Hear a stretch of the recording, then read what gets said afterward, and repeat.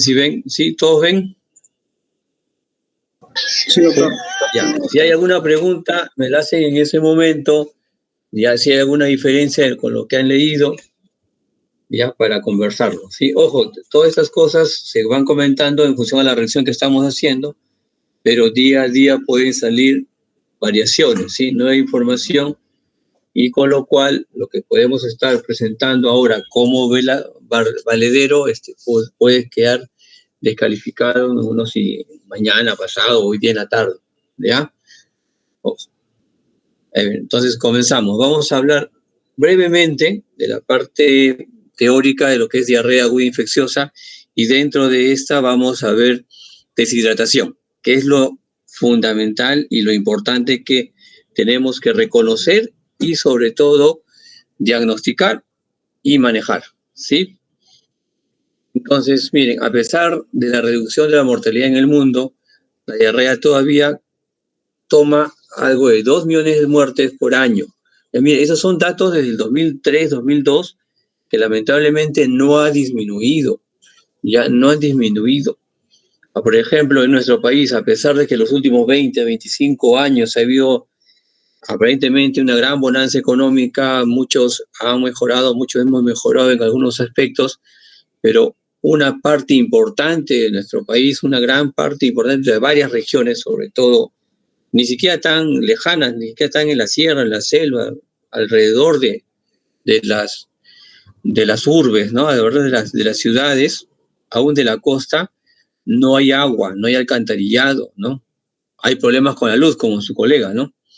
Entonces, esta inocuidad, ¿no? Esta falta de equidad en las condiciones de vida van a predisponer, ¿no?, a que este problema aparentemente sencillo y cotidiano cause gran mortalidad, sobre todo en los menores de 5 años, y más aún en los menores de 1 año, en los lactantes, ¿ya? Entonces, a pesar de que esas cifras son de años anteriores, mire, son más de 15 años, no ha variado mucho.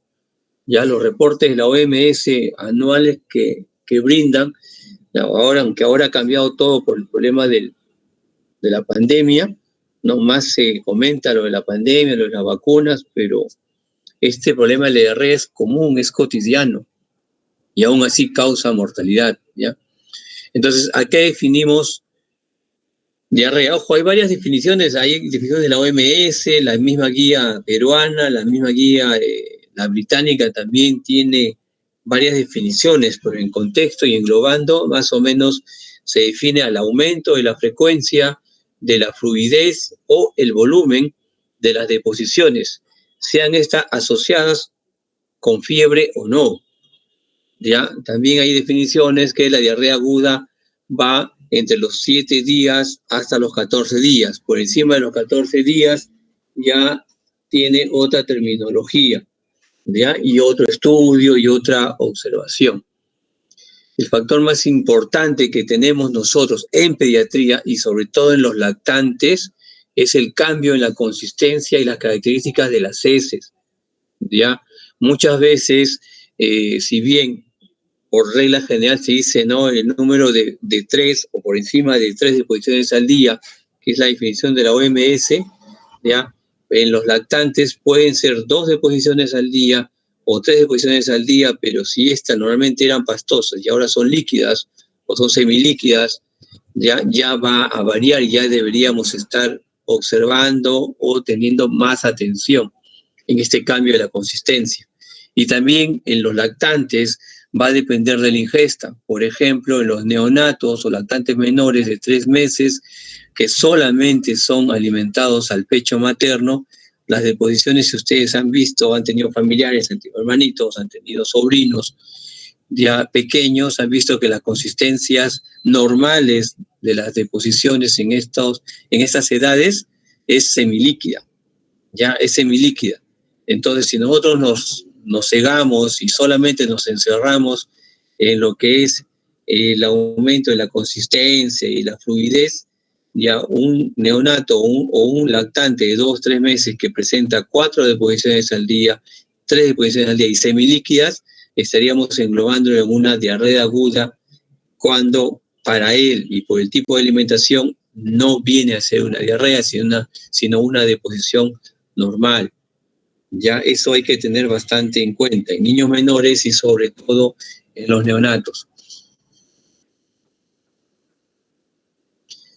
En cuanto a la epidemiología y la etiología, ya a la cabeza van los rotavirus, ya los rotavirus.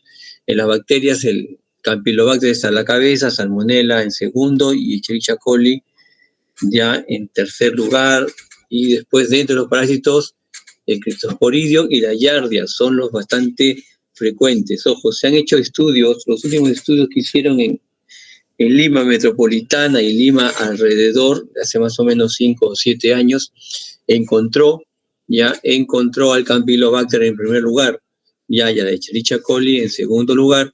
El problema es que no se pudo determinar, como ustedes han leído en la bibliografía que se les ha enviado, el 70% de la etiología de las diarreas en niños son virus. El problema es que nosotros no hacemos seguimiento para estos virus, a la cabeza el rotavirus o los adenovirus. Solamente algunos hospitales cuentan con estos tests rápidos en las emergencias para el seguimiento y el monitoreo de la presentación de diarreas por rotavirus, ya, por ejemplo. Entonces, solamente algunos hospitales. En esta zona, en los últimos años estuvo haciéndolo solamente Chancay primero y después Chancay y Huacho. Ya, en Lima no todos los hospitales cuentan con estos tests para detectar en las emergencias la presencia de rotavirus. Entonces, si bien estas etiologías se vienen repitiendo, lo que ha cambiado, por ejemplo, en los últimos estudios, sobre todo en Europa, ya es que el rotavirus ha pasado al segundo lugar después de inicio de la vacunación contra rotavirus, ya para los otros tipos de virus, ya sean calicivirus, astrovirus o el mismo adenovirus, ¿ya? Sobre todo los Países Bajos son los que hacen bastante estudios de la etiología. Entonces, otro concepto que tenemos que llevarnos es que no hay evidencia suficiente para afirmar que las características clínicas del paciente o las características macroscópicas de las deposiciones, en este caso de las diarreas, no sean de utilidad para el diagnóstico etiológico de la diarrea aguda infecciosa. Ya no hay certeza al 100%, por ejemplo, de que, por decir, ¿no?, que todas las deposiciones con moco, ya, y que puedan estar o no acompañadas de sangre, sean al 100% bacterianas, ¿no? Por ejemplo, el otro concepto que nosotros tenemos que es ¿cómo se denominan las diarreas con sangre? Disentería. La disentería. Entonces, lo que nosotros vemos en un paciente, por ejemplo, en un paciente adulto, un paciente anciano, viene por un cuadro de disentería, ¿cuál es la etiología que a la cabeza pensamos o que se nos viene? Shigella. Shigella, ¿ya? Shigella. Pero, por ejemplo, en lactantes, antes que la Shigella, los lactantes que tienen cuadros de disentería, a la cabeza está el rotavirus y después está el Campylobacter, ¿ya? O, dependiendo de los estudios, pueden encontrar primero Campylobacter y después el rotavirus, ¿ya? Entonces hay un porcentaje de las diarreas disentéricas en lactantes, ojo, en lactantes, que no se deben a infección bacteriana, sino al rotavirus, ¿ya? Entonces, eso también tienen que tener bastante en cuenta. Característica morfológica de las diarreas o de las consistencias no es al 100% que nos puedan determinar la etiología de esta infección. Entonces, lo otro controversial en el manejo de la diarrea es a todos los pacientes que vienen a la emergencia o a consultorio externo con deposiciones líquidas, con cuadros de diarreas de 1, 2 o 3 o más días, les pedimos exámenes de laboratorio. Como han leído en las guías, no a todos, ¿ya? El uso rutinario del examen de heces, de hemograma, no está indicado. Solamente está recomendado en qué pacientes. ¿Recuerdan? ¿En quiénes? La doctora Ani Hernández en quienes, por ejemplo, está indicado hacer exámenes de laboratorio, exámenes de gabinete, según la traducción que hayan podido hacer. En aquellos pacientes que presentan cuadros de deshidratación. Pero no le escucho bien, perdón. En aquellos que pueden presentar cuadros de deshidratación. Ya, en las sospechas que, en sospechas que tienen sepsis, por ejemplo. Ya, ¿quién más? ¿Otro más?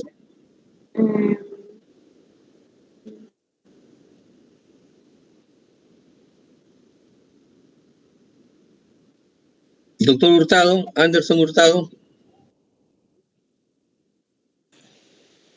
De desnutrición, doctor. Pacientes desnutridos. Doctor Jaimes, Exxon Jaimes, ¿qué hizo usted? ¿Qué otro grupo de pacientes más debemos pedir o está indicado, está recomendado los exámenes de laboratorio? En deshidratación severa. Deshidratación severa. ¿Está preguntando o está afirmando? A ver. John Flores.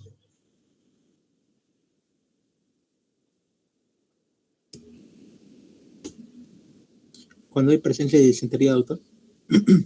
Disentería. A ver. Entonces son varios grupos, ¿ya? Primero, si sospechamos que el paciente tiene una sepsis, ¿ya? De origen o punto de partida gastrointestinal. ¿Ya? Si hay incertidumbre, si no sabemos realmente si esa es una diarrea viral o no, en función al cuadro clínico que vamos a encontrar, si hay signos de alteración de la conciencia, si al paciente se le ve mal, ¿ya? Si hay presencia de sangre o de moco. Si el paciente tiene menos de 3 meses, ¿ya? Si todo paciente de menos de 3 meses es una población altamente de riesgo, ¿ya? Bastante crítica.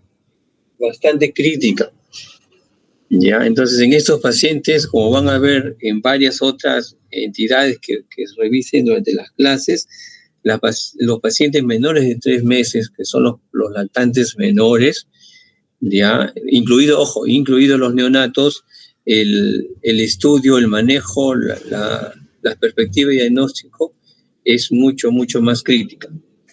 Los pacientes que tienen viajes recientes a zonas de riesgo, por ejemplo, pacientes que llegan, la familia le dice, sí, nosotros hace 10 días hemos llegado, hemos ido de viaje a la selva, hemos estado en la sierra, hemos venido del extranjero, ¿no?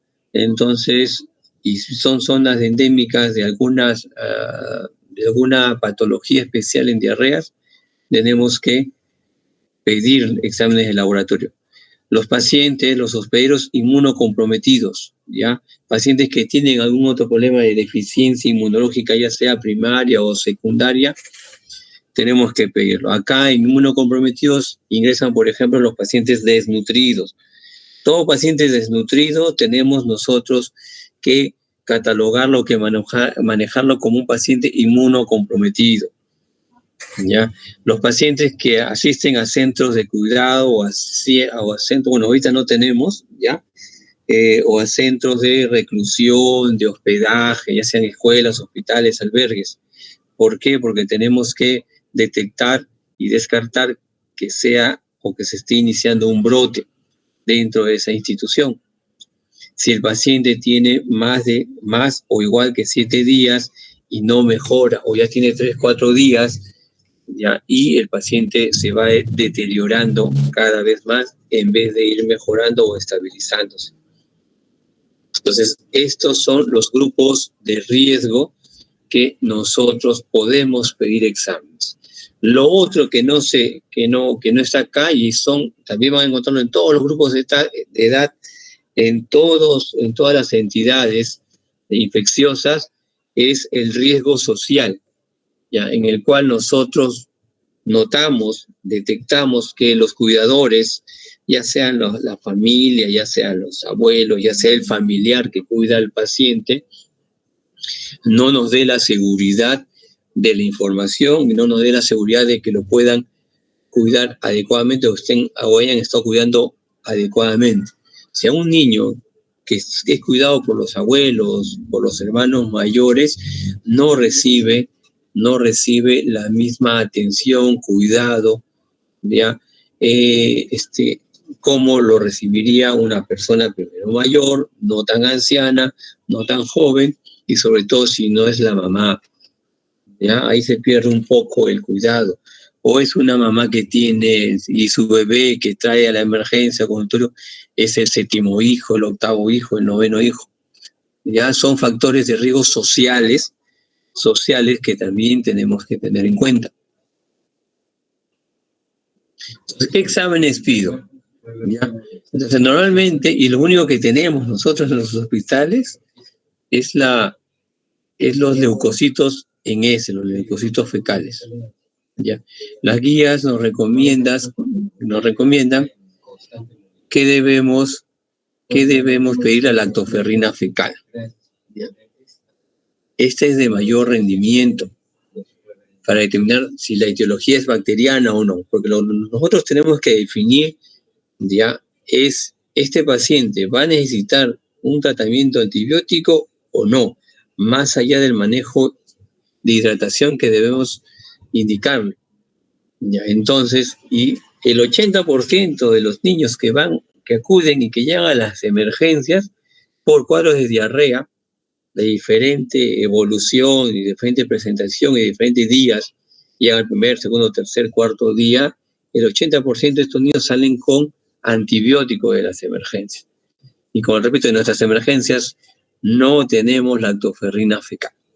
Lo único que tenemos es lo que es los leucocitos en heces, los leucocitos fecales o la famosa reacción inflamatoria en heces, ya que solamente nos presenta el conteo de los leucocitos en las deposiciones.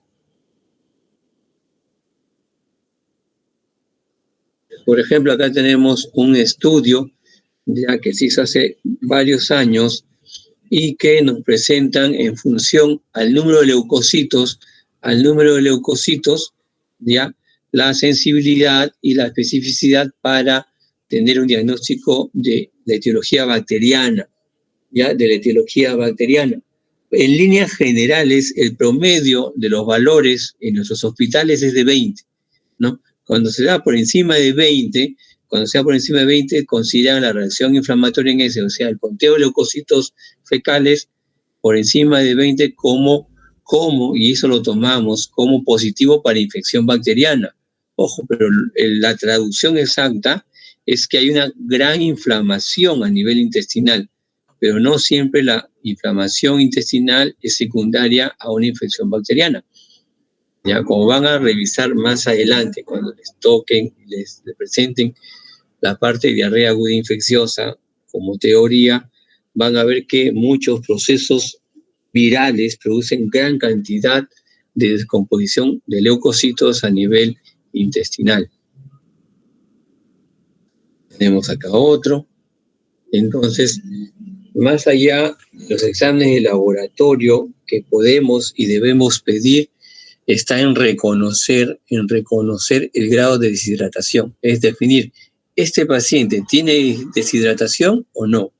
Porque en función a lo que cataloguemos y concluyamos, va a ser el manejo del paciente. Los pacientes que tienen historia de diarreas y una deshidratación leve y no hay signos de alarma, es una deshidratación leve y el manejo es en casa, que es la mayoría de los pacientes, ¿ya? Pero si este paciente tiene signos de deshidratación, es decir, deshidratación moderada, deshidratación severa, y aún está deshidratado severo y está en shock, ya el manejo es muy diferente. Es en el hospital y es muy diferente. Ojo, pero y estos manejos se dan en las emergencias de los hospitales, no se da en la hospitalización. Todo el manejo lo tenemos que realizar en la emergencia, ¿ya? En la emergencia. El promedio de manejo de nuestros pacientes es entre 4 horas y 8 horas máximo.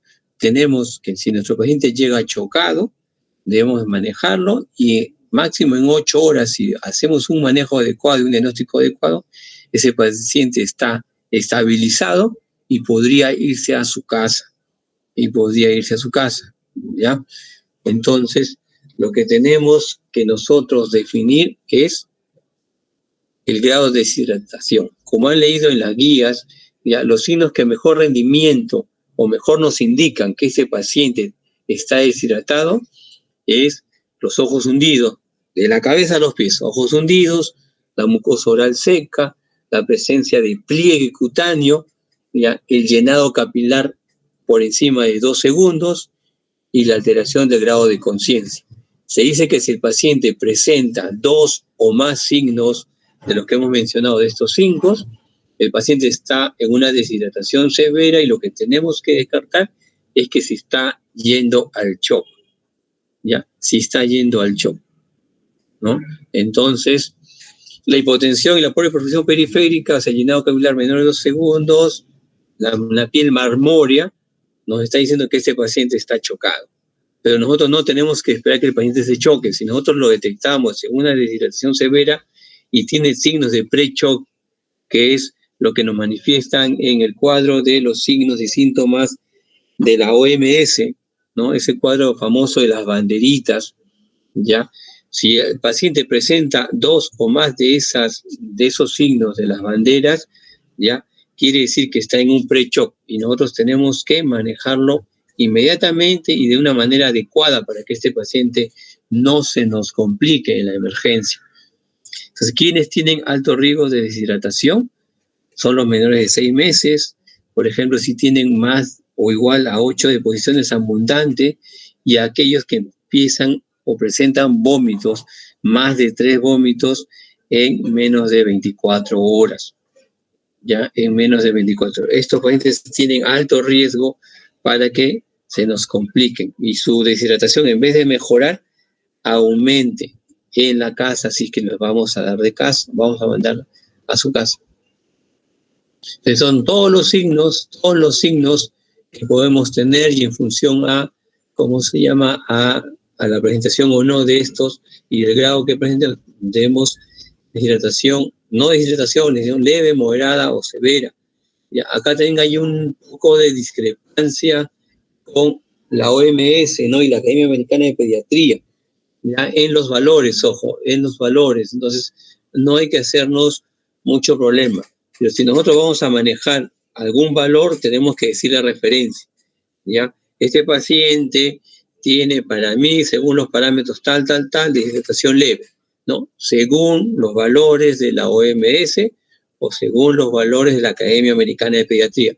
Siempre dar la referencia de qué valores estamos manejando para evitar inconvenientes y malos entendidos, ¿ya? Porque la OMS, algunos en 3, ¿no? Otros, la OMS, por ejemplo, es menos de 5, es leve, ¿no? Para otros, la Academia Americana es menos de 3. Entonces, ahí puede haber algunos inconvenientes, ¿ya? Entonces, siempre referimos qué valores estamos usando y a qué y sobre quién nos estamos refiriendo, ¿no? Sobre la OMS o la Academia Americana de Pediatría. Entonces, por ejemplo, este es el cuadro del famoso cuadro de las banderitas, ¿no?, de la OMS, que la mayoría lo usa para identificar a pacientes en riesgo de shock, ¿ya? Esto, por ejemplo, son síntomas de evaluación remota. Es cuando, por ejemplo, ustedes están en la emergencia y les llama un personal de la sierra o de otro establecimiento lejano, que solamente es personal técnico, ¿ya?, y no es médico, y les reporta, tengo un paciente de esto, tiene lo siguiente. Entonces, si ustedes, ya en los síntomas de evaluación remota, el paciente presenta, por ejemplo, que parece estar enfermo o deteriorado, ¿no?, en mal estado general, está irritable, letárgico, está hipoactivo, ya es signo de que ese paciente se está chocando, ¿ya? Si tiene en el examen, cuando ustedes van a evaluarlo, en la misma emergencia, ya presencial, si hay sensibilidad alterada, lo mismo, ¿no? Si está irritable, letárgico, hipoactivo, si los ojos están hundidos, si tiene taquicardia, si tiene taquipnea, ya, si la turgencia de la piel está disminuida, si el llenado capilar está aumentado por encima de 2, ojo, el llenado capilar normal es menos de 2 en pediatría, ya, y en los pacientes neonatos es menos de 3, ya. Llenado capilar en pacientes pediátricos, menos de 2 es lo normal, y en pacientes neonatos es menos de 3. Ya, eso es el tiempo de llenado capilar de estos pacientes. Entonces, si nuestro paciente presenta 2 o más de estos, ¿no?, de esta sintomatología, estos signos, estos síntomas que nosotros evaluamos, que están con rojo acá, ya, este paciente está entrando un pre-shock y lo tenemos que manejar de una manera inmediata y no esperar que vengan los resultados, y no esperar. Este paciente ingrese y debemos ya estar administrando vía parenteral el tratamiento de hidratación que vamos a revisar un poco más adelante.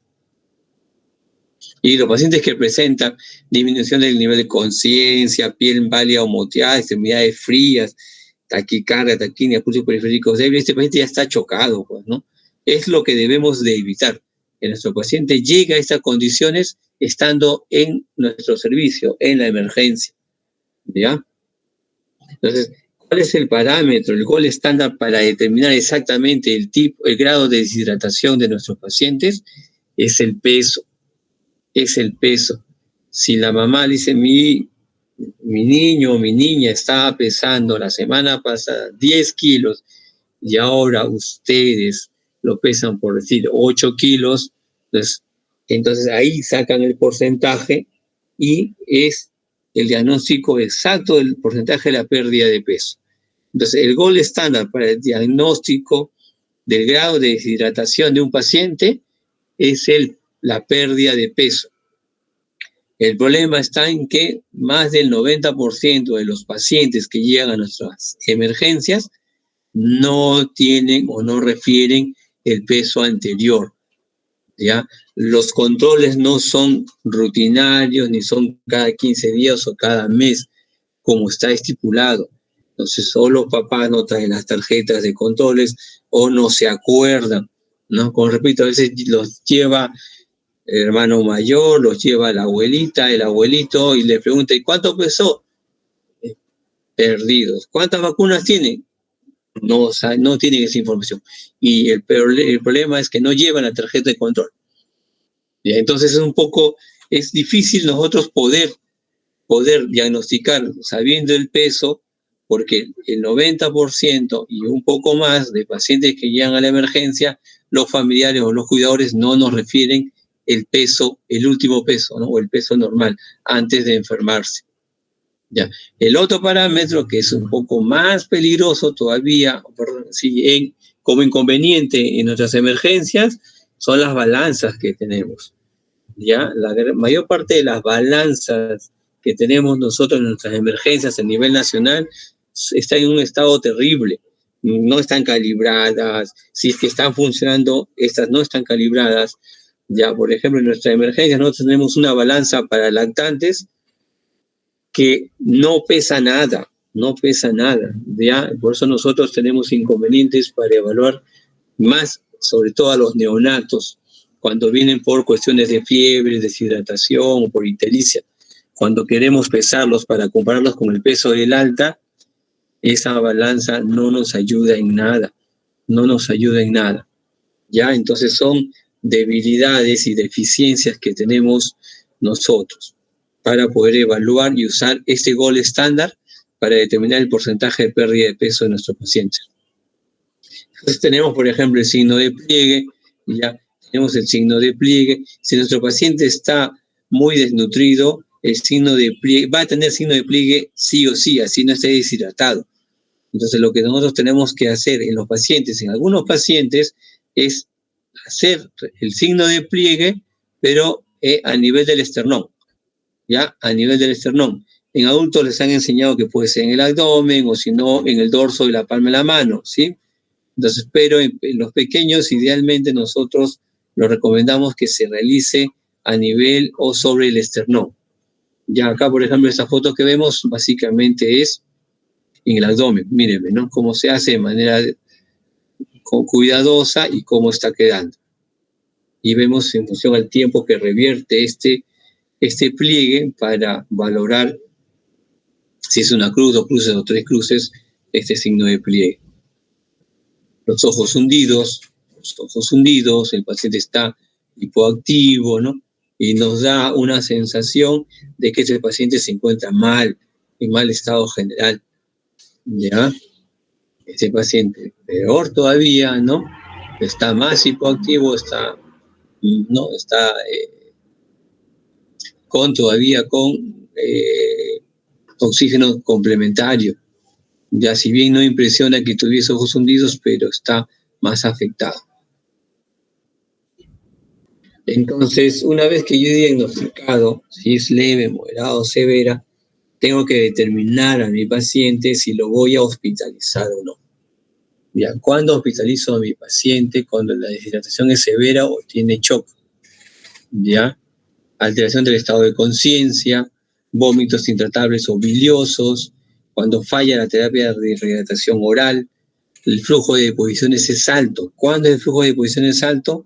Cuando sobrepasa los 10 mililitros por kilo por hora, ya, del flujo de deposiciones. Este paciente es alto riesgo, este paciente en su casa se nos va a deshidratar y puede regresar chocado si es que no se nos complica más. Y acá está lo que habíamos mencionado antes, el riesgo social. Cuando nosotros vemos que los cuidadores o el cuidador que lleva al paciente a la emergencia no nos da la seguridad. Denme un minuto, por favor.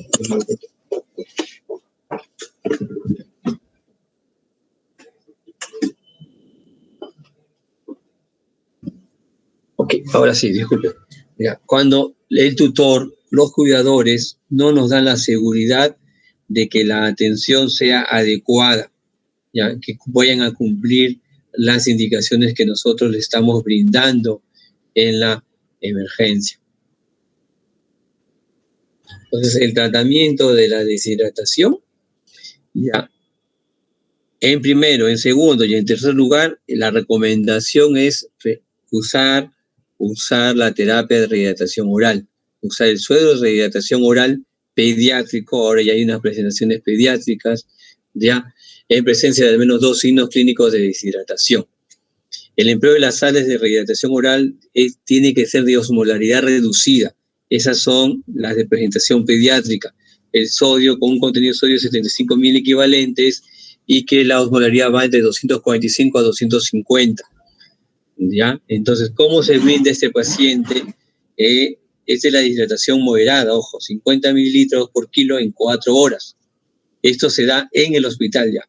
Esto lo tenemos que dar en el hospital, que en todas nuestras emergencias, hasta antes de la pandemia, teníamos un ambiente especial que se llama la unidad de rehidratación oral.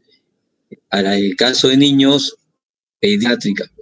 Ya es un ambiente especial en el cual se brinda el confort y se brinda todas las facilidades para que la mamá le brinde ya a su menor el suero de rehidratación oral que se le está indicando.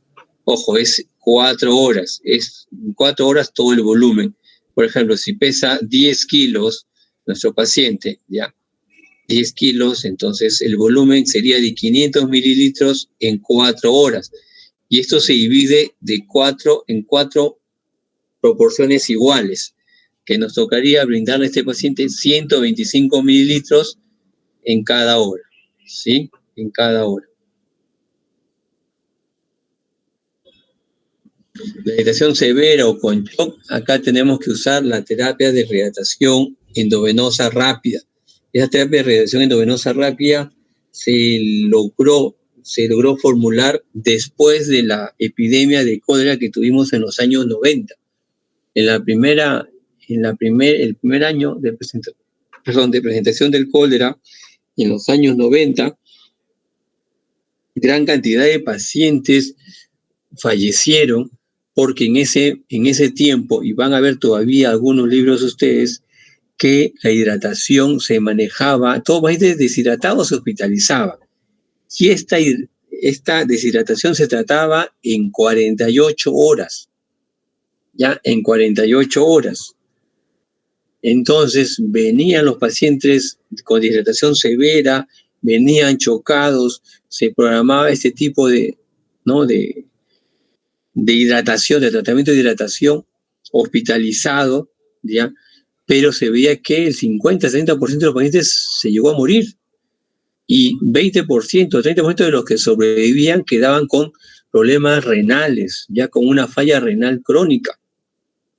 Entonces, dentro de los estudios, tanto en el extranjero como acá en el Perú, Cayetano Heredia, el hospital Cayetano Heredia, planteó la terapia de radiación endovenosa rápida, ¿ya? Y ya en la segunda presentación de la epidemia del cólera, en el segundo verano, se empezó a manejar y hubo una mejor sobrevivencia, y una mayor sobrevivencia de los pacientes, y lesiones renales crónicas disminuyeron a casi menos del 5%. ¿Ya? Entonces lo que tenemos que nosotros reconocer es el tipo de hidratación, y la hidratación tiene que ser inmediata, tiene que ser rápida.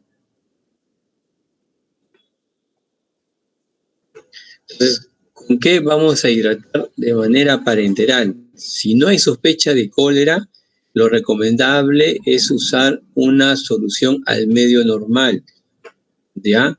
Que esta se prepara con cloruro de sodio al 9%, al 0.9%, 500 mililitros, y dextrosa al 5%, en agua destilada, 500 mililitros, y a este litro se añade una ampolla de cloruro de potasio al 20%, ¿ya? Ojo, esto es, pero la peculiaridad que tienen que tener es que para agregar esta ampolla de cloruro de potasio al 20%, ¿ya? Que trae 20 equivalentes, el paciente tiene que estar presentando diuresis, el paciente tiene que tener una diuresis adecuada, ¿ya? Si sospechamos que este paciente tiene cólera, con sospecha de cólera, la solución recomendada es la solución polielectrolítica, ¿ya? Porque durante la diarrea con cólera, ustedes habrán revisado en infectología en adultos, ya hay una gran pérdida de electrolitos. Entonces, esta solución polielectrolítica justo fue preparada y elaborada para estos casos, ¿ya? Siempre la aplicación para los bolos de hidratación en shock es con cloruro de sodio al 9 por 1000, siempre, ¿ya? Entonces, otra parte del tratamiento que es menos, que es en menos número, es el tratamiento antibiótico, ¿ya? Si nosotros detectamos y sospechamos altamente que este paciente, la etiología es bacteriana, el medicamento que está en primera línea es el ciprofloxacino, ¿ya? Ciprofloxacino, y la acitromicina de segunda línea, ¿ya? De segunda línea, pero en casos de cólera vamos a ver qué es la de primera línea, la indicación de primera línea. ¿Cuándo damos tratamiento endovenoso? Si nuestro paciente no tolera la vía oral, ya está con deshidratación moderada, nosotros hemos programado su hidratación con cero de rehidratación oral de 50 mililitros por kilo en 4 horas, y este paciente vomita, vomita y vomita. No tolera la vía oral. Las guías refieren que si no tolera la vía oral, podemos ponerle una sonda nasogástrica, y por gastroclisis hidratarlo.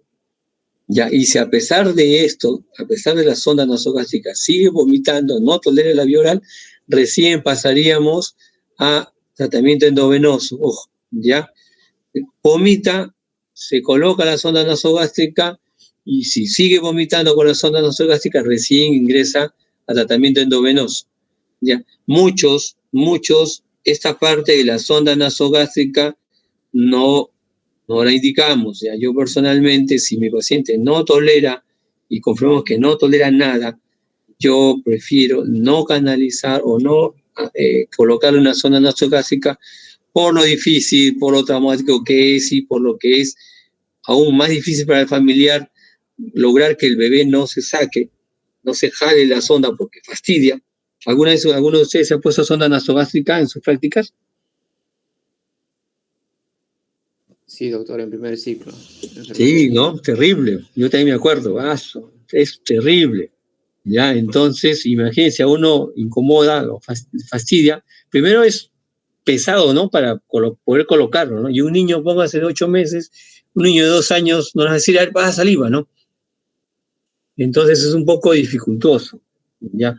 Si bien, como les repito, las guías indican que si no te tolera, pasas a zona nasogástrica, y si no te tolera con zona nasogástrica, recién pasas a tratamiento endovenoso, ya, es lo que dice la guía. Yo personalmente esa parte de la sonda yo la odio, no sigo esa parte, ya. Si mi paciente no me tolera, yo lo paso de frente a endovenoso, ya. Si el paciente tiene enfermedades inmunodeficientes, ya secundarias o de fondo, ya, refieren a algunos si hay diarreas con fiebre, asociadas con fiebre. Esto hay un poco de controversia. Si el paciente luce mal, si el paciente está letárgico, si yo voy a ver que le voy a hidratar y está que se duerme, entonces no me va a tomar nada. O lo otro es que tengo riesgo de que se pueda aspirar, si le insisto, con la vía oral cuando él está soporoso, ¿no? Está hipoactivo. Entonces yo prefiero, o es mejor dicho, es preferible darle la hidratación por vía endovenosa. Y en los lactantes menores de 3 meses, por lo general se indica tratamiento endovenoso, ¿ya? Acá también es controversial. Ya, nosotros en neonatología preferimos 100% la vía oral. Insistimos con que la mamá debe lactar, pero si 2, 3 veces, a pesar de que estamos nosotros indicando, monitoreando a la mamá con una técnica adecuada de lactancia, el bebé vomita, ya si 3 veces me vomita, ya recién paso a tratamiento endovenoso. Pero primero, segundo y tercero, vía oral, en este caso el pecho.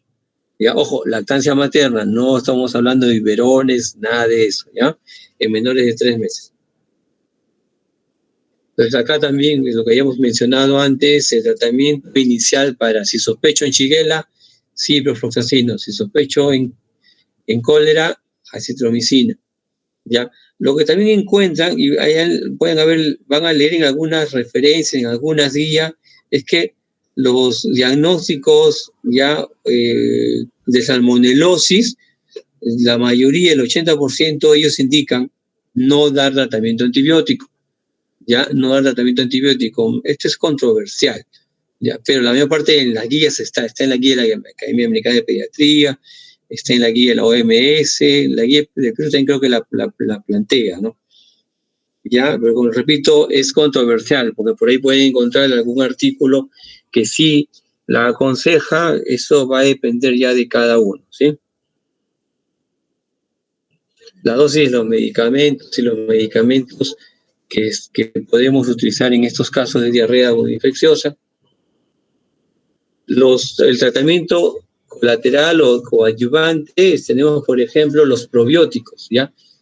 Tenemos, disculpen acá que haya puesto de acá con el nombre comercial, no debemos ponerlo, ya, no, se me olvidó, se me ha pasado bloquear el nombre, ya. Entonces los únicos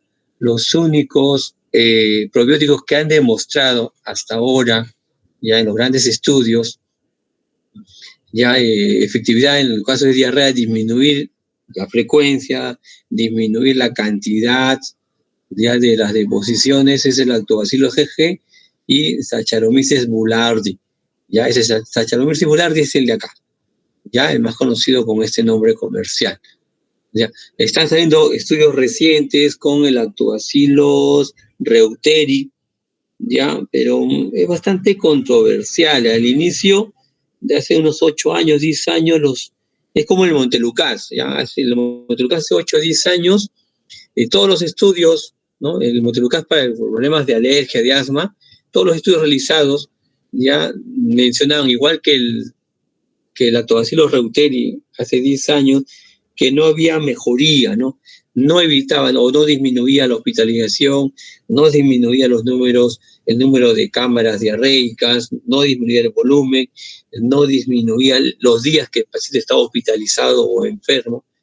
Pero en los últimos 2, 3 años hay estudios ya sospechosamente que empiezan a presentar de que sí realmente resuelve, que sí realmente evita las hospitalizaciones, ¿no? Lo mismo que como le decía, el Montelukast en los últimos 3, 4 años está teniendo una serie de estudios que le están dando bastante efectividad ya al uso del Montelukast en los casos de alergia, en los casos de asma, en las causas de rinitis alérgica, ya, cosa que peculiar que hace 10 años no se encontraba.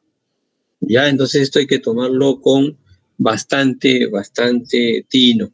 Los únicos que están demostrados hasta ahorita son estos dos, ya, el autociclo GG y Saccharomyces boulardii. Otro que también se está dando y vio que disminuye la desnutrición porque el niño empieza a alimentarse mejor, disminuye los casos de intolerancia que pueda causar ya la diarrea, ya es el zinc, ya es el zinc. Entonces, este zinc se da en menores de 6 meses, 10 miligramos por día, el promedio es de 14 días, ya, el 14 días, idealmente un mes, promedio 14 días, dice mínimo 7 días, promedio 14 días, pueden darlo hasta un mes. Y en mayores de 6 meses, 20 miligramos por decilitro. Ya, 20 miligramos por decilitro. Perdón, por día, disculpen, por día. En menores de 6 meses, 10 miligramos por día, mayores de 6 meses, 20 miligramos por día. Ya, mínimo 7 días, ideal 14 días, pueden darse hasta un mes, 30 días, ¿ya? Entonces, es más o menos lo que hemos revisado de manera sucinta, ojo, hay bastante bibliografía para revisar cada probiótico, la solución fisiológica, el lactato de Ringer, la solución polielectrolítica, ¿no? En todos estos casos de deshidratación, si es isotónica, hipotónica o hipertónica, o hipernatrémica, hiponatrémica o isonatrémica, ¿ya? Pero más o menos es la orientación básica que deben de tener ustedes. ¿Cuándo doy de alta a mi paciente? Cuando mi paciente está hidratado y está ganando peso, ¿ya? Cuando no requiere terapia endovenosa, cuando la ingesta oral es mayor que el flujo de diarreas, ¿ya? Cuando vemos que el control y cuidado familiar está asegurado, cuando los familiares están educados de cómo deben lavarse las manos, cómo deben atender al paciente, sobre todo el lavado de manos es fundamental. Cuando el seguimiento médico va a ser posible, es decir, cuando decimos tráigalo en 3 días y el familiar va a llegar en 3 días, ¿no? Realmente. Esta es una foto de mi promoción de recién dado. Todo a raíz de la revisión que hemos hecho en diarrea aguda infecciosa. Es un tema que bastante nos incentivan en el Hospital del Niño a revisar, ¿no? Porque es como repito, es una de las entidades bastante frecuente, ¿ya?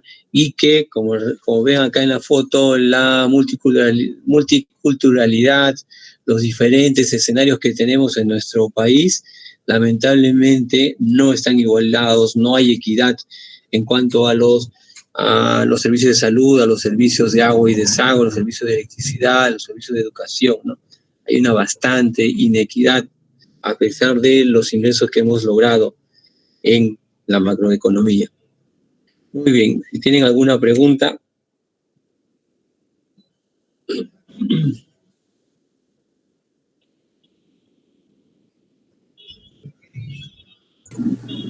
Doctor, ¿una pregunta?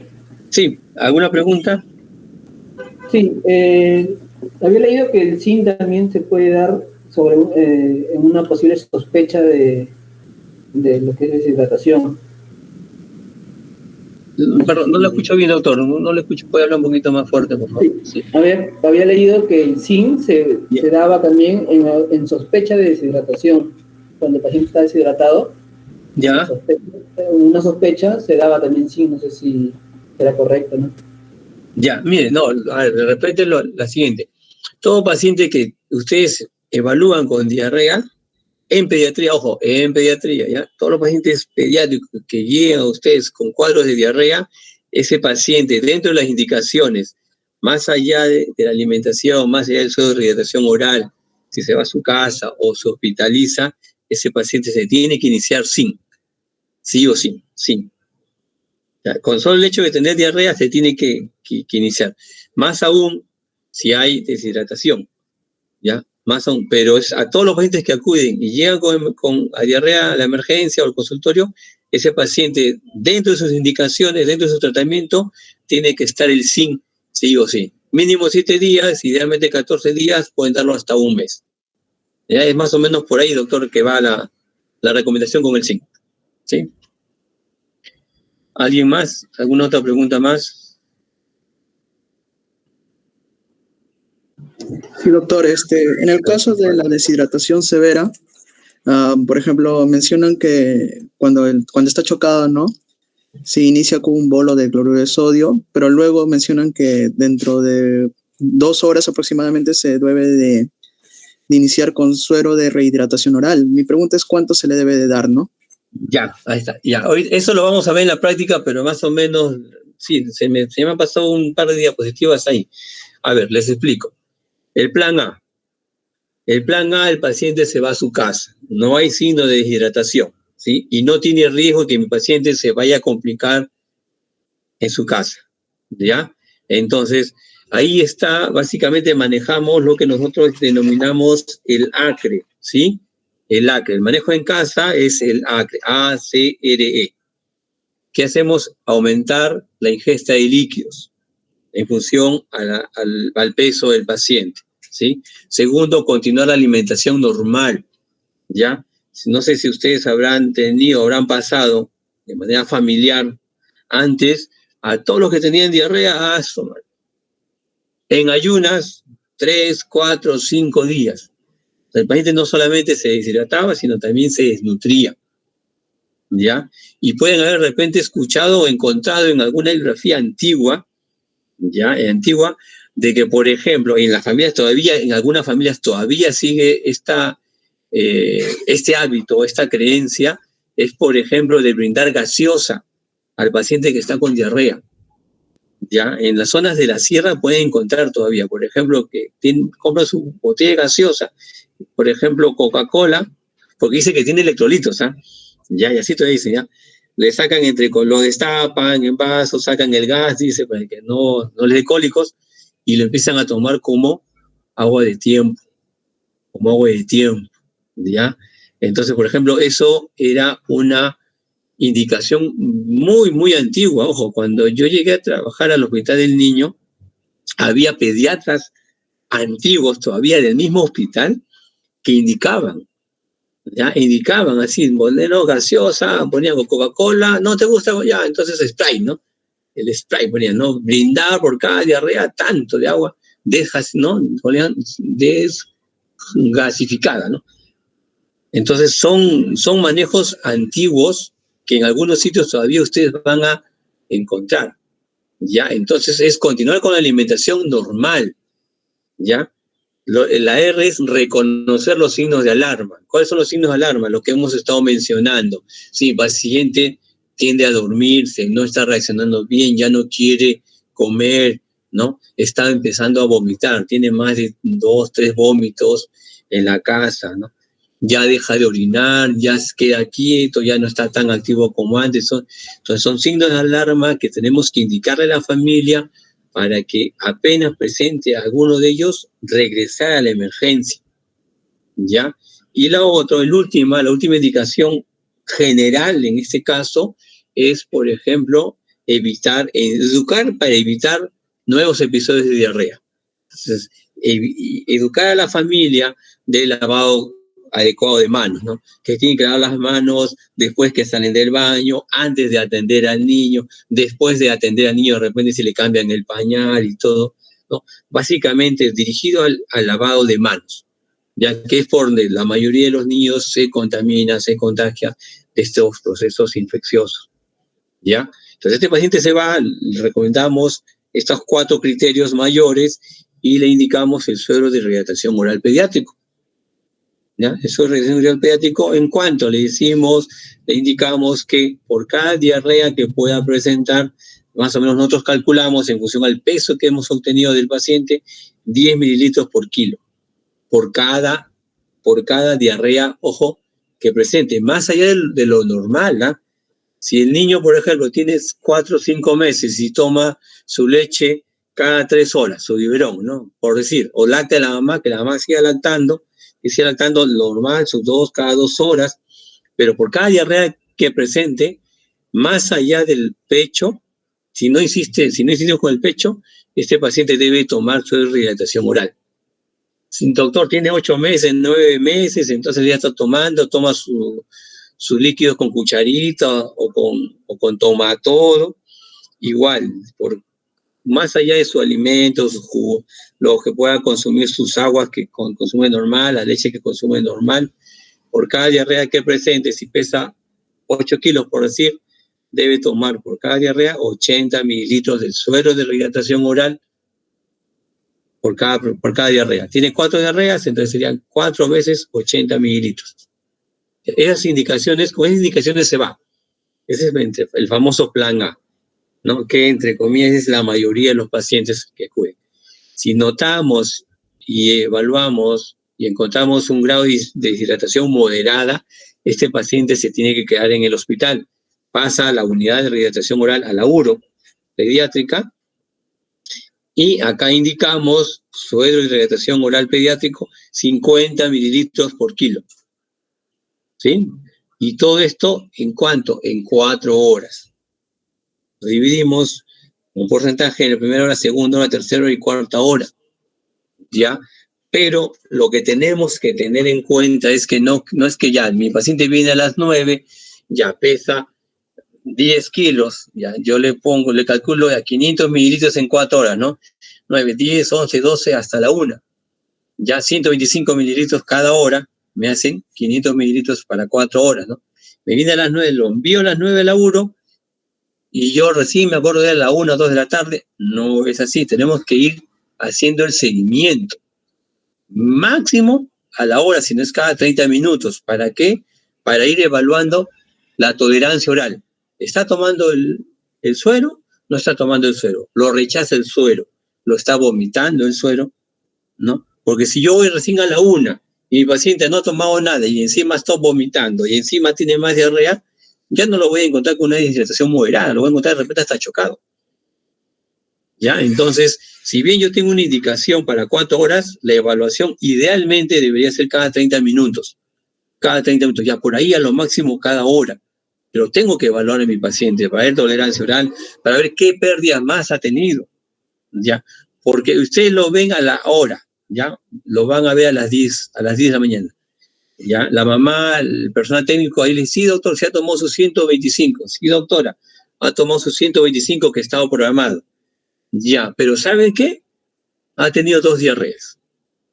Sí, ¿y cuánto ha tenido? Porque ahí lo pesan, hay que no puede ver, lo pesan el pañal, ya si es un lactante. Ha tenido 90. Ya ha tenido 2 pérdidas, los 2 pañales han pesado en total 90 mililitros, 90 gramos. Entonces nosotros lo traducimos por 90 mililitros. Estos 90 mililitros yo lo tengo que agregar a las siguientes 3 horas, porque es una pérdida adicional que yo no he contabilizado cuando llegó. Entonces a los 125 que estaba, le agrego 30, 30 y 30, las siguientes 3 horas. Voy a las 11 de la mañana a evaluarlo nuevamente. Ya sigue tomando su suero, lo está tolerando, pero le dicen, ¿sabe qué, doctor? ¿Sabe qué, doctora? Ha hecho 4 diarreas ahora, y cada una de 50. Entonces ha hecho 200 mililitros de diarrea. Esos 200 mililitros yo los tengo que repartir en las 2 horas siguientes que faltan. 100 mililitros para la tercera hora y 100 mililitros para la cuarta hora. Ya, porque si no lo tomo, son pérdidas que van a ir restando en vez, ¿no? Van a ir restando y al final el aporte que yo le voy a dar no va a igualar las pérdidas que está presentando el paciente. Ojo, el manejo de la diarrea, entre comillas, es fácil, pero es dinámico. Tienen que estar ahí con el paciente, es permanente. No es que ya vaya al laburo, y tú te acuerdas, uy, ¿verdad? No, mandé un paciente al laburo, ¿no? Y a la 1, 2 de la tarde lo vas a ver. Tu paciente ya está chocado, ¿no? Y hay todo un lío, a ver. Entonces, ese es el concepto. Ojo, ese es el manejo en el plan B, en el plan con deshidratación moderada. Pues si tu paciente viene y le encuentras ojos hundidos, mucosa seca, signo de pliegue, así sea una cruz, ya está con una deshidratación severa. Entonces, ¿qué te indican la mayor parte de las guías? ¿Ya? La mayor parte de las guías te dicen dar el tratamiento endovenoso rápido, ¿ya? Entonces, esto se da en 3 horas. En 3 horas, ¿ya? Programado en 3 horas, 100 mililitros kilo para las 3 horas, repartido igual en las 3 horas. La primera hora tenemos que brindar 50 mililitros por kilo. La segunda hora 25 mililitros por kilo y la tercera hora otros 25 mililitros por kilo. Sumado 100 mililitros por kilo. Pero igual tenemos que estar viéndolo y lo que se recomienda es que a partir, que después de la primera hora, o sea, entrando a la segunda hora, doctor, y ahí va creo que la respuesta, doctor Cuadros, ya, tenemos que este paciente, no, la siguiente va a ser su respuesta. Tenemos que, a partir de la segunda hora, que ya he pasado 50, lo ideal es que yo comience a probar la vía oral. Comience a probar la vía oral a mi paciente. Ya, si me va tolerando, ya la idea es que pase todo el volumen que yo tengo que pasar para vía oral. ¿Ya? Pero ojo, si mi paciente sale de esa deshidratación severa, pasan las 3 horas, está mejor hidratado, yo tengo que seguir, ese es el plan C. Yo termino esa hidratación endovenosa rápida, tengo que pasar con el tratamiento para la deshidratación moderada, es decir, ya manejando el plan B en vía oral, para 4 horas más o menos. Y voy viendo, mi paciente, ¿me tolera o no me tolera? ¿Me tolera o no me tolera? ¿Ya? En cambio, acá viene lo del doctor Cuadros, si mi paciente viene chocado, ¿no? Viene diaforético, está soporoso, ojos hundidos, mucosa seca, llenado capilar por encima de 3 segundos. La mamá dice, no está orinando, no orinó toda la mañana, ¿no? Entonces yo lo tengo que manejar como una deshidratación severa con shock, ¿ya? Y se acuerda de la clase de shock, ¿sí? Todo paciente chocado que llegue a nuestra emergencia, ojo, pediátrico, brindamos 20 mililitros por kilo, ¿ya? Por bolo, algunos recomiendan 2, antes decían que tenían que ser 3 bolos, ¿ya? Ahora el promedio es 2 bolos nada más, pero ese primer bolo yo lo paso en 20 minutos, máximo 30 minutos. Ojo, pero si mi paciente pediátrico tiene algún problema, ya es, por ejemplo, cardiópata, ya es desnutrido, el manejo es muy diferente. Si es cardiópata, yo le bajo el bolo a la mitad, 10 mililitros por kilo. ¿Ya? Los bolos en pacientes pediátricos cardiópatas es la mitad. Le paso los 2 bolos, ¿ya? Le paso los 2 bolos y ahí veo, ¿es shock hipovolémico, no? O es shock que no me responde al bolo de cloruro. Entonces, si me responde, yo continúo con el plan C. ¿Sí? Le programo los 100 mililitros por kilo para las 3 horas. ¿Ya?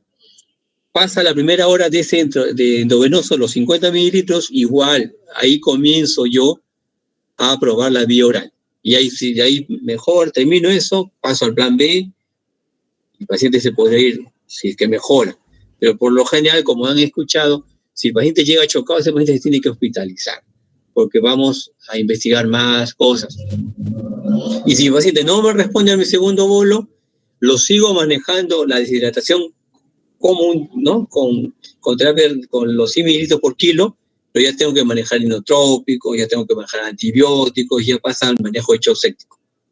Pero la parte de hidratación se maneja igual en ambos lados. Ya solo que en el que no me responde inicialmente, tengo que iniciar antibióticos, inotrópicos, de repente hasta corticoides, ¿ya?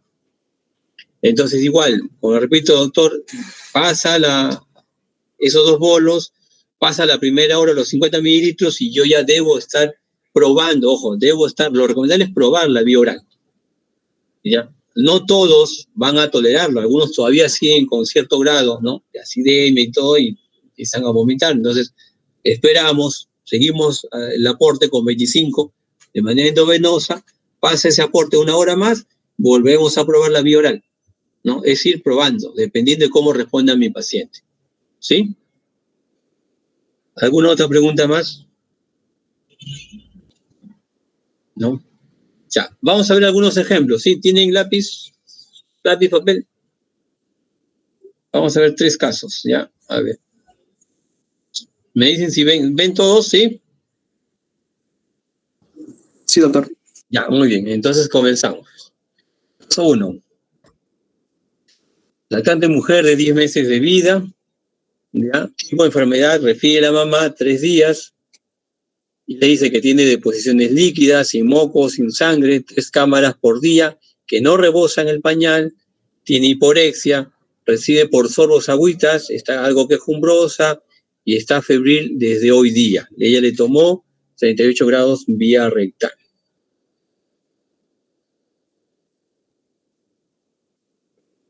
Entonces ustedes le examinan lo positivo, ya dirigido. Le encuentran despierta, está activa, no hay dificultad respiratoria, la mucosa oral está húmeda, signo de pliegue negativo, a nivel de abdomen, ruidos y ruidos aumentados, no hay otro problema más, está reactiva, no hay signo de focalización, ustedes la ven despierta.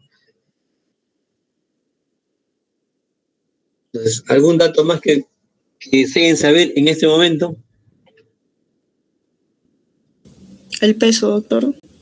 Ya, pesa 8 kilos.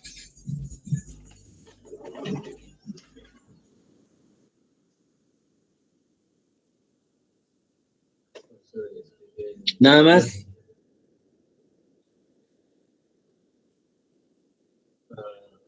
Su talla también, doctor.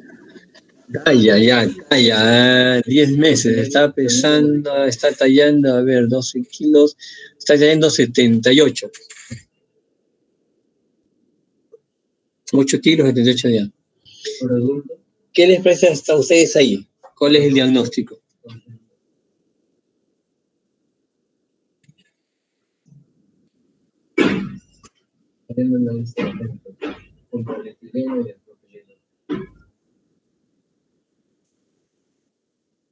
A ver, Julio Espinosa, ¿qué les parece, doctor, a usted? Sería diarrea por las deposiciones líquidas, pero Ya. sin signos de deshidratación. Ya, de una diarrea aguda infecciosa sin signo de deshidratación o a lo mucho una deshidratación leve, ¿no? Que no presenta una traducción clínica, ¿no? A nivel del examen físico ustedes no le encuentran deshidratada. Ya, entonces es una diarrea aguda infecciosa sin signo de deshidratación. Algunos por ahí pueden decir, hay una bibliografía que refieren que todo paciente con historia de diarrea ya tiene al menos una deshidratación leve. Ya. ¿Algún examen de laboratorio ustedes le pedirían?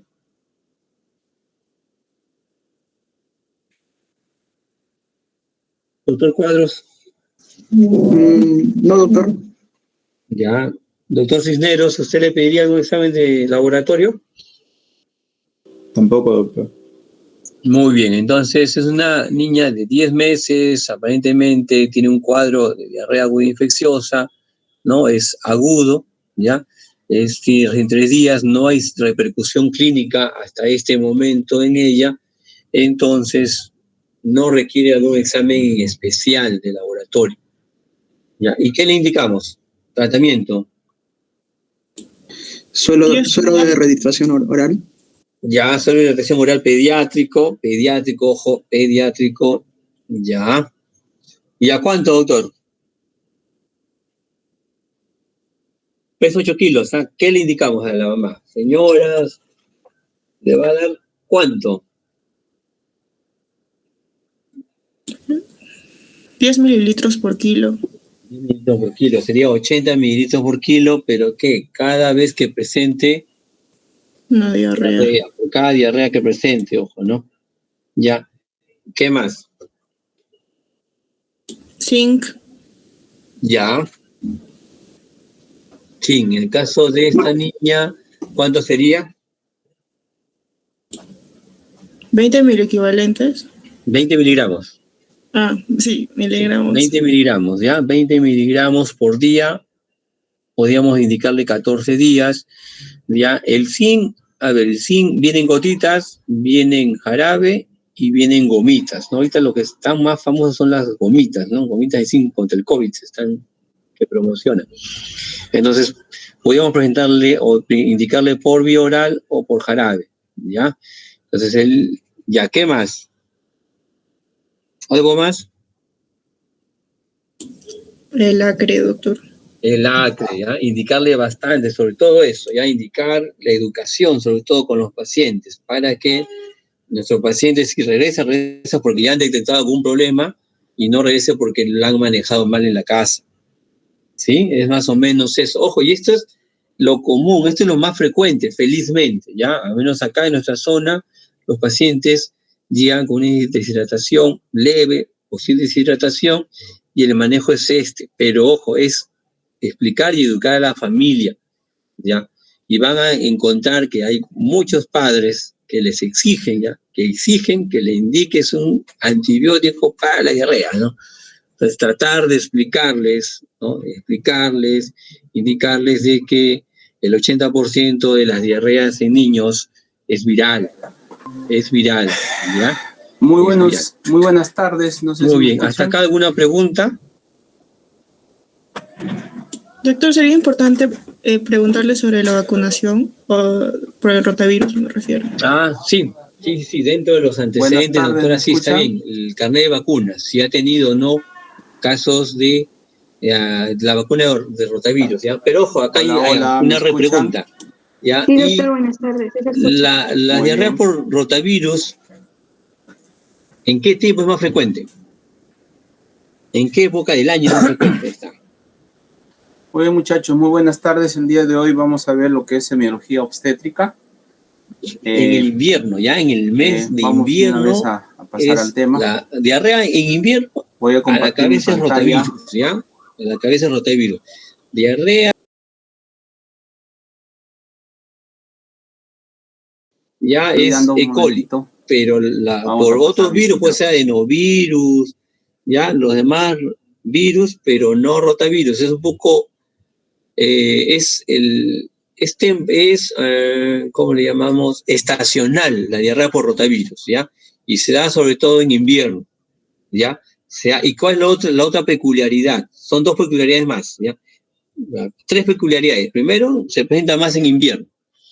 Segundo, ya, lo característico, y es por eso que se implementó la vacuna, ya, es que está asociada a vómitos, ya, a vómitos. Más que diarreas, el paciente llega con un poquito de diarrea, pero más vómitos, ya. Y lo tercero es que en muchos niños, después que pase este proceso de diarrea, quedan con un problema de malabsorción o de Doctor, no se intolerancia le escucha. a algunos alimentos, ¿ya? Porque como van a revisar cuando les toque la clase, la teoría de Ahora, diarrea por rotavirus, esta diarrea por Ahora rotavirus causa Ya, muy lesiones bien. en parche a nivel intestinal, es decir, hay zonas que barre toda la mucosa y lo deja sin enterocito. Entonces, estas zonas son las que van a perder la capacidad de absorción.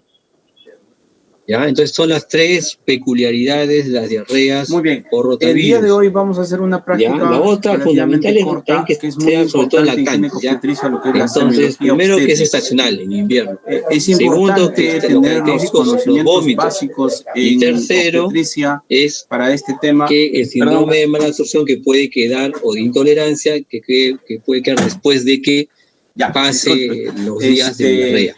¿Ya? Para ¿Algo más para que quieran aportar? ¿Alguna pregunta en esta parte? Conocimiento en lo que es la semiología obstétrica. Vamos a ver las cosas más puntuales y más importantes. Muy bien, ¿cuál es? Podría ser, doctor, podría ser en el caso si vemos que el paciente, cuando está con un poco de hiporexia, ¿no? Sí, podría ser, doctor. ¿Ya? Entonces, a la cabeza el acre, segundo el suelo de rehidratación oral, ¿sí? ¿Qué más vimos? Ahí el zinc, ¿ya? Eso sí, no se vayan a olvidar, el zinc, ¿ya? Y por ahí podríamos, dependiendo del paciente o de lo que podríamos encontrar más, probióticos, ¿ya? Doctor, ¿y el control en este caso si esto es ambulatorio? Ya, normalmente, doctora, la cita es máximo 48 horas, ¿no? Cita por consultorio en 48 horas. Son dos grandes partes. En los antecedentes obstétricos. Doctor, si presenta signos de sobrehidratación, como por ejemplo edema palpebral, ¿se suspendería la rehidratación oral? Perdón. Si el paciente presenta signos de sobrehidratación, o sea, presenta edema palpebral, ¿se suspende la rehidratación? Sí, es así. Sí, ¿Y eso con sí. qué se continuaría? No, simplemente ya dejan el suero y que tome sus alimentos normales nada más, ¿no? En este caso sí lactante, su leche, ¿no? Lo que consumía normalmente. Sí, pero es difícil que pues, el tratamiento por vía oral nos cause sobrehidratación, ¿ya? Normalmente eso se presenta cuando damos tratamiento endovenoso o parenteral. Ya podría presentarse, pero normalmente es infrecuente cuando hidratamos por vía oral. Esa es la ventaja, ¿eh? La vía oral es la más segura para hidratación, ya, siempre y cuando haya tolerancia y todo eso. Pasamos a otro caso, ¿sí?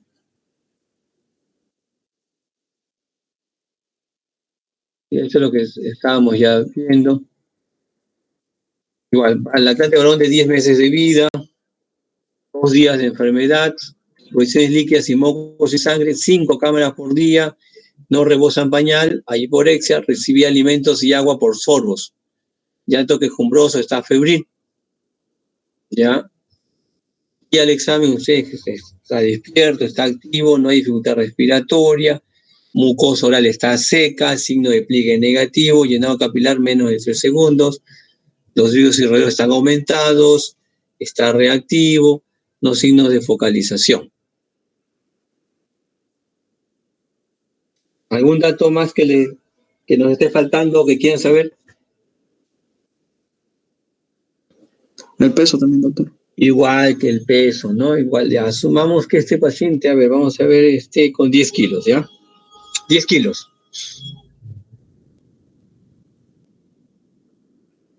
¿Qué más? Lo que dijo la doctora, ¿no? Vacunas, ¿sí? ¿Qué más?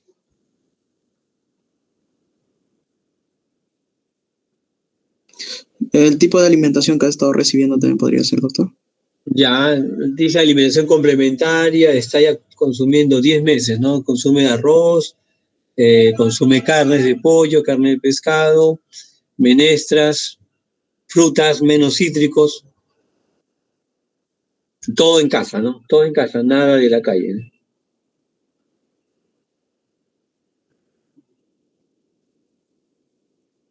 ¿Algo más? Impresión diagnóstica, ¿qué les parece hasta este momento? Doctora Amy, ¿qué le parece a usted? ¿Cuál sería el diagnóstico presuntivo para este paciente? Enfermedad diarreica aguda con deshidratación leve. Leve, ya. Ojo, ahí sí hay mucosa seca, no está. Sí, hay uno nada más. Sí, ayuno, ¿no? Pero ojo, acá ya no recibe, ¿no? Recibía alimentos y agua por sorbos.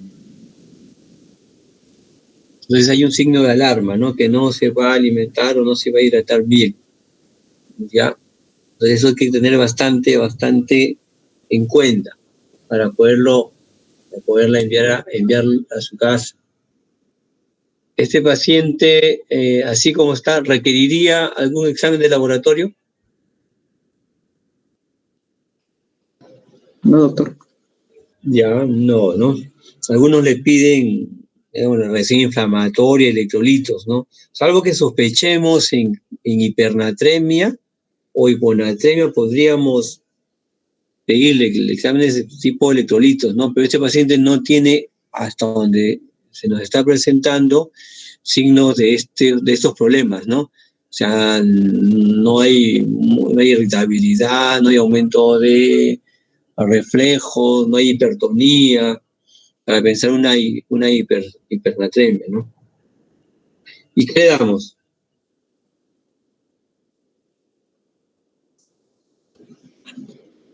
A ver.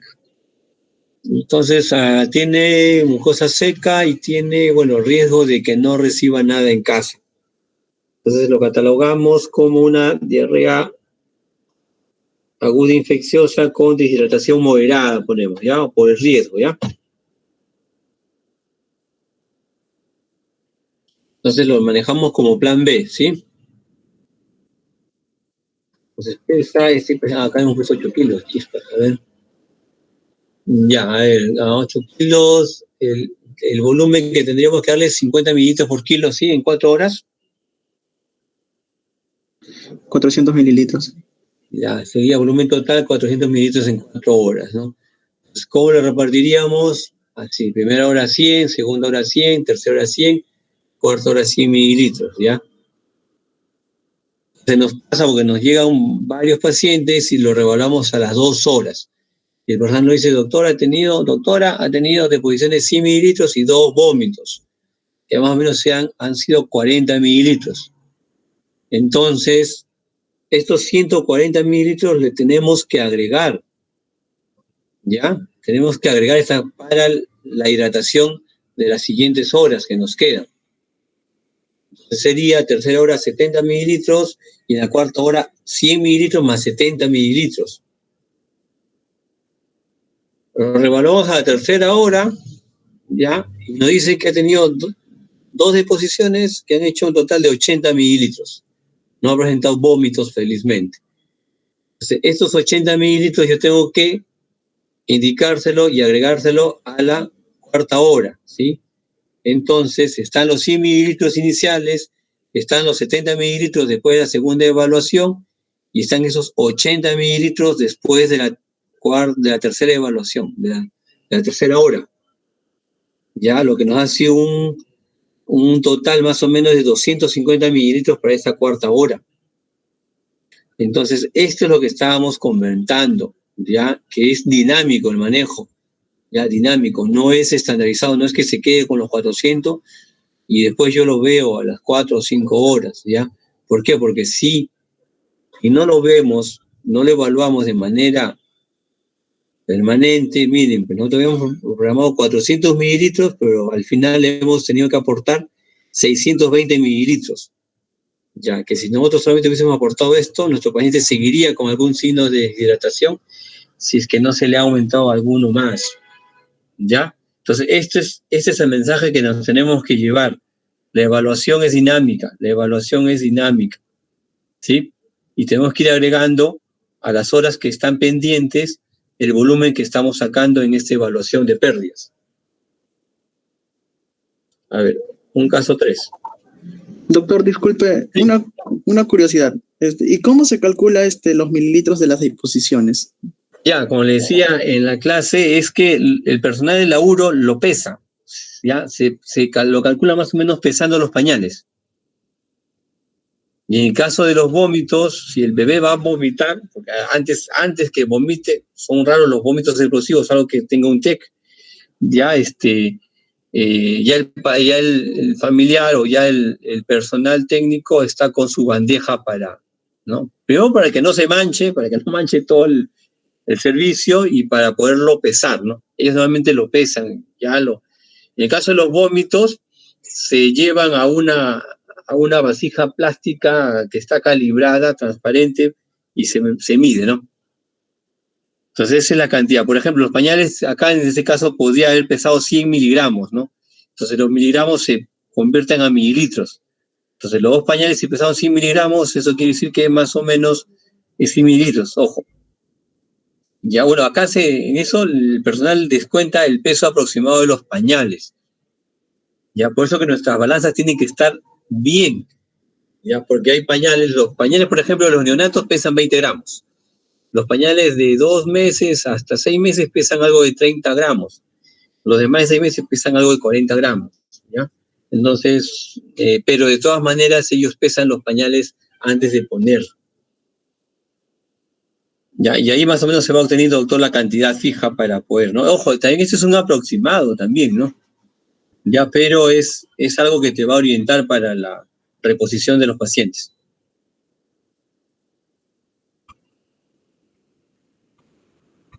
Muy bien, pasamos al otro caso.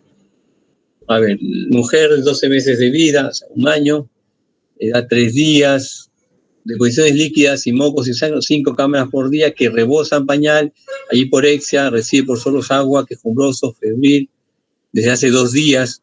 hoy no recibe alimentos y lo poco que acepta de agua lo vomita, ¿no? Hasta el momento 4 vómitos, ¿ya? Ustedes examinan, está despierta, activa, no hay dificultad respiratoria, ojos hundidos, mucosa oral seca, llenado capilar 3 segundos, signos de pliegue positivo, los ríos cerebrales están aumentados, está hipoactiva, letárgica, no hay signos de focalización.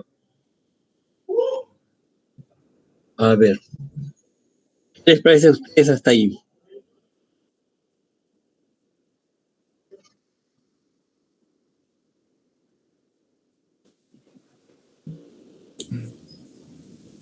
Deshidratación severa. Deshidratación severa, ¿sí? ¿Alguien más?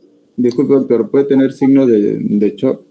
Ya, entonces puede ser una severa o puede ser signos, una severa con shock, ¿sí?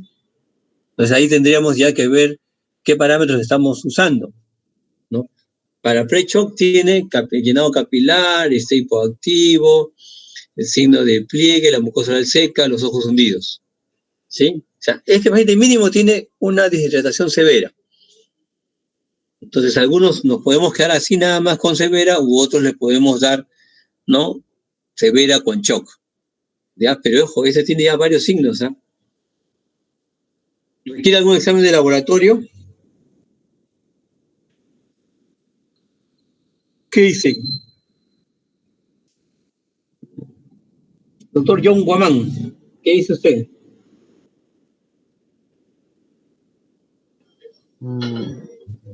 Sí, doctor, electrolitos. Ya, electrolitos, podríamos pedir un hemograma, ¿no? Pensar por qué, ¿no? Si es que hay reacción inflamatoria o la lactoferrina fecal, si estaríamos usando nosotros, ¿no? El tratamiento va a depender, ¿ya? Miren, a ver. Acá sí, es a 10 kilos, y solamente pensamos que ese paciente o esta paciente tiene hidratación severa, tendríamos que usar la terapia endovenosa o la terapia de irrigación endovenosa rápida. ¿Ya? Entonces, acá está a 100 mililitros por kilo, acá es 3 horas, no es 4 horas, acá había un error. El volumen total, 100 por 10 sería, acá es 1000, acá 100 mililitros por kilo en 3 horas. El volumen total no lo hemos sacado, es 1000 mililitros, ¿ya? Como volumen total, ¿sí? 1 litro. Hasta acá seguimos. Entonces, en la primera hora, 50 mililitros por kilo, que sería 500 mililitros. En la segunda hora, 25 mililitros por kilo, 250. Y en la tercera hora, 25 mililitros, 250 más. Ojo, es para la tercera hora. Evaluamos nosotros a la hora y hay deposiciones 200 mililitros y un vómito de 40 mililitros. Entonces, igual, ¿ya? Igual, pérdidas para agregar 140 mililitros en las segundas 2 y tercera hora, ¿ya? Entonces sería 250 mililitros más 120 y 250 mililitros más 120, que nos harían un total de 370 mililitros por hora en las horas restantes, ¿ya? Acá tenemos, y hay posibilidades, nos dice la guía, que después de la segunda hora podemos iniciar la vía oral. De repente en esta paciente podemos esperar porque, ojo, ha habido un vómito. Pero de todas maneras hidratamos de manera endovenosa y vamos probando la vía oral, a ver si nos tolera. ¿Sí? Nos reevaluamos después de la segunda hora y ya he hecho una deposición de 50 mililitros. Entonces, indicación sería los 120 mililitros iniciales. Acá había un error, los 150 es acá. No, acá hay un error, acá es 250, acá es 250. No, acá está. Los 150 mililitros iniciales, los 120 desde la primera evaluación y agregamos los 50 mililitros de pérdida de la segunda evaluación, que nos hace un total de 420 mililitros, ¿sí? Entonces, en total, en las 3 primeras horas debemos haber ingresado 1190 mililitros, ¿ya? No, acá había un error, chicos. Acá es 240, 290, es 1290, ya, acá había un error con la suma. Pero igual, como repito, después de la segunda hora tenemos que iniciar y probar la tolerancia oral, ¿ya? Entonces, para aquellos que les parecía que el paciente estaba con shock, ya, tenía 3 signos de pre-shock, ¿ya? Entonces, damos un bolo de 20 mililitros kilo STAT, ¿sí? Son 2 bolos, entonces sería un volumen de 400 mililitros en 40 a 60 minutos, ¿no? Cada bolo de 20 a 30 minutos, entonces los 2 bolos los pasaríamos en los 40 primeros minutos, máximo en los 60 primeros minutos, ¿ya? Y luego de aquí, ya pasamos al tratamiento de hidratación endovenosa rápida, ¿ya? Que es el que hemos visto en la diapositiva anterior, ¿ya? Entonces igual, 2 bolos entre los 40 a 60 primeros minutos y después seguimos con el plan C, que es 100 mililitros por kilo en las 3 siguientes horas. Pasan esas 3 horas y ya pasamos del todo al plan B, ¿no? Entonces es más o menos el esquema que deberíamos tener en un paciente que viene con deshidratación severa y con shock. ¿Hasta acá tienen alguna pregunta? Sí, doctor. Con respecto al segundo caso, que el paciente se supone que no tolera vía oral. ¿Ya? Entonces, ese le ponemos con sonda o le pasamos a endovenoso. Pero en el caso de endovenoso, yo había leído de que hay una fórmula para pasar la solución por electrolítica. ¿Ya?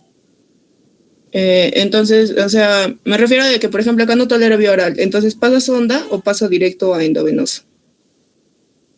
Ya, no, acá pasaría endovenoso, doctora. O sea, podría ponerse la sonda, ¿no? Podría ponerse la sonda. Ojo, todas las guías te dicen pasas a sonda nasogástrica, ¿no? Uh-huh. Ya, entonces sí, es una opción, sí es una opción. Y si a pesar de que tiene la sonda sigue vomitando, entonces ya te quedas solamente con la vía endovenosa, ¿no? Entonces yo acá les he planteado todo por endovenoso porque normalmente es el manejo que yo realmente realizo, no considero la sonda orogástrica, ¿no? Por no solo la dificultad, sino el malestar para el paciente, ¿no? Pero, o sea, esto de 50 mililitros por kilo cada 4 horas es endovenoso. No, este es bioral. Es bioral. Este es bioral. Ya, por ejemplo, este es bioral. ¿Ya? Si mi paciente, por ejemplo, llega a las 2 horas y me vomita y no tolera nada, ya, yo en este caso, sí tengo que tratar, ya, plantear a la familia la sonda nasogástrica. Ya, pero muchas familias a veces no quieren.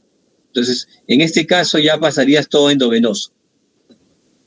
Y el endovenoso entonces se mide con otra fórmula, ¿verdad? Sí, ahí es muy, muy diferente. ¿Ya? Uh-huh. ¿Alguna otra pregunta más, doctores, doctoras? Doctor, ¿y se podría considerar un antiemético o en qué caso se puede utilizar?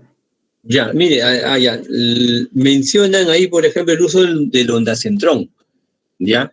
Entonces, eso sobre todo si estás pensando o los vómitos son inconversibles, que a pesar de todo se sigue vomitando, ¿no? Por ejemplo, tú lo hidratas, ¿ya? Ponte en la manera endovenosa, lo estás hidratando, pero te sigue vomitando, después la segunda hora, la tercera hora, puedes ahí administrarle el ondansetron, ¿ya? Está indicado, ¿ya? Ojo, pero siempre y cuando tú descartes otras patologías, ¿ah? ¿Ya? No es que, no, me dijeron que ponga ondansetron y no, y de repente no estás tratando, no solamente es una deshidratación por una diarrea, de repente es una meningitis, ¿ya? O de repente tiene un antecedente que no hemos investigado bien, que el paciente ha sufrido alguna caída, ¿no? ¿Ya? Entonces, si descartas otra patología que puedas estar originando los vómitos, está indicado el ondansetron. Pensando, por ejemplo, en la cabeza en rotavirus. ¿Ya está indicado? Sí está indicado. El manejo normalmente también es endovenoso, En algunos sitios los ponen intramuscular, ¿ya? Pero el tratamiento normalmente, ojo, esto está en función a los estudios que se han hecho y el manejo que se hace en pacientes oncológicos. El ondansetron con dexametasona en infusión se usan para la emesis de los pacientes que están en quimioterapia. Ya, a partir de ahí se traspoló el uso para el tratamiento de vómitos inconvertibles en pacientes pediátricos. ¿Ya? Entonces, se da en infusión endovenosa con Volutrol, sí se puede usar. Pero ojo, descartando que sea secundario los vómitos a una infección, ¿no? Tipo meningitis.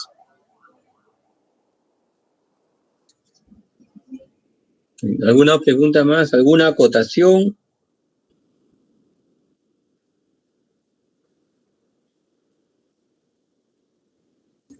Doctor, y en caso de lactantes, en lugar de suero de rehidratación oral, ¿también se podría considerar que continúe con la lactancia?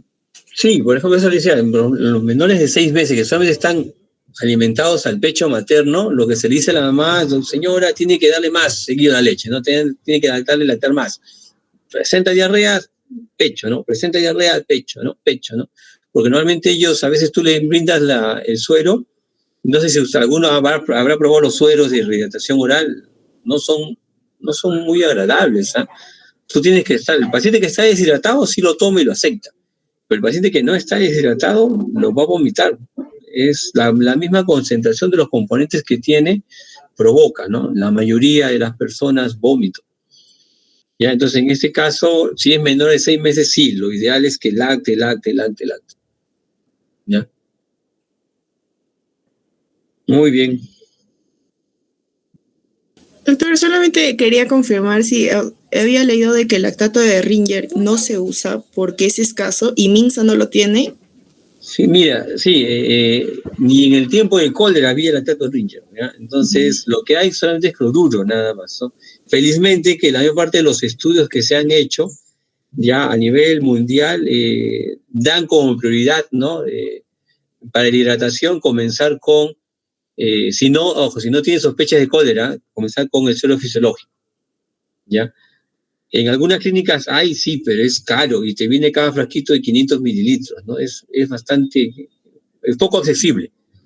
Ya, ¿se puede usar? Sí se puede usar, pero, como repito, lo bueno es que la mayor parte de los estudios que se han hecho ponen para primer lugar como prioridad el suero fisiológico, salvo si sospechas de cólera que te indican la solución polielectrolítica.